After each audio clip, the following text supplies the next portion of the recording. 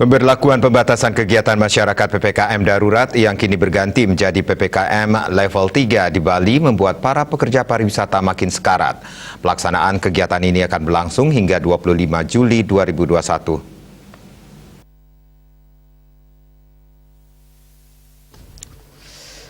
Menurut Ketua Pimpinan Daerah Federasi Serikat Pekerja Pariwisata, Serikat Pekerja Pariwisata Seluruh Indonesia PD FSP Par SPSI Provinsi Bali, Iputu Gunantayadnya, pariwisata dan pekerja di Bali saat ini sudah berada pada situasi minus untuk bertahan.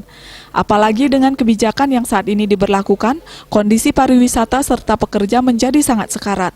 Mereka sesungguhnya tidak mengetahui manfaat dari kelanjutan PPKM darurat ini. Para pekerja pariwisata hanya tahu dengan pemberlakuan PPKM darurat Jawa Bali ini, mereka tidak bisa mencari sesuap nasi.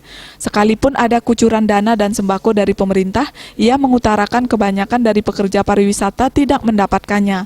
Kalaupun ada, cara mendapatkannya pun mereka tidak paham. Putu Gunantayadnya menegaskan pihaknya sangat sepakat dengan imbauan pemerintah, yakni bersama-sama menanggulangi pandemi COVID-19 ini.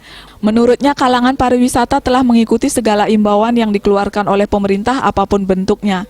Namun dalam kurun waktu yang sudah sekian lama ini tidak juga ada tanda-tanda perubahan. Oleh karena itu, menurutnya pemerintah sebaiknya meninjau ulang kebijakannya ini. Selaku pekerja pariwisata, Gunanta memohon kepada pemerintah agar mempertimbangkan kekuatan masyarakatnya untuk bisa bertahan. Bantuan langsung tunai, BLT, dan sembako yang tidak banyak bisa membantu pertahanan masyarakat, apalagi pembagiannya tidak merata. Oleh karena itu, menurutnya kedepannya pemerintah, khususnya pemerintah daerah, harus berani mengambil kebijakan yang dapat menghidupkan perekonomian Bali. Ditambahkannya, Bali tidak perlu PPKM darurat, tetapi tetap menerapkan protokol kesehatan dan dipantau oleh pihak terkait. Jumlah pekerja pariwisata yang menjadi anggota FSP Par SPSI Provinsi Bali sekitar 16 ribuan. Namun kini tinggal 9 ribuan yang masih terdaftar sebagai pekerja. Dari jumlah itu sebanyak 60% dirumahkan tanpa gaji dan sisanya digaji bervariasi, ada 60%, 50%, bahkan ada yang cuma 10%. Sementara yang alih profesi jumlah yang bertahan dapat dihitung dengan jari. Ia menilai diperlukan kebijakan hidup berdampingan dengan virus corona dengan mengisolasi dan mengobati yang sakit, serta membiarkan yang sehat beraktivitas sebagaimana mestinya dengan selalu mengindahkan protokol kesehatan, agar mereka bisa bekerja sebagaimana mestinya sehingga bisa memenuhi kebutuhan hidup bersama keluarganya.